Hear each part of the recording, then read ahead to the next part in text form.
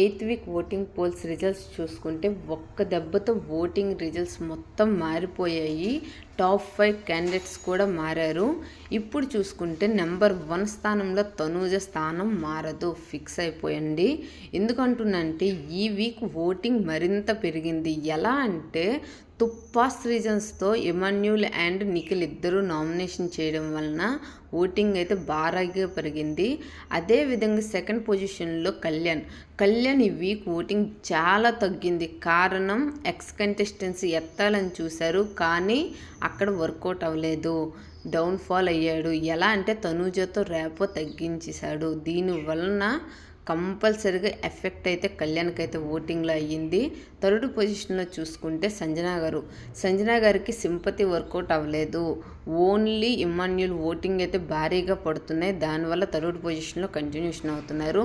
ఫోర్త్లో చూసుకుంటే రీతు చౌదరి ఈ వీక్ డిఫెన్స్లో దువ్వాడు మాదిరితో అదరగొట్టి ఇచ్చి పడేసింది. దీంతో టాప్ 5 పక్కా. ఫిఫ్త్లో చూసుకుంటే డెమోన్ పవన్ ఫిజికల్ గేమ్లో ప్రాణం పెట్టి ఆడేస్తాడు. సిక్స్త్లో చూసుకుంటే రాము, సెవెంత్లో దువ్వాడ మాదిరి గారు, ఎయిత్లో గౌరవ్. కానీ మోస్ట్లీ ఆపరేషన్ దువ్వాడ మాదిరి సక్సెస్ అయ్యేటట్టు ఉంది.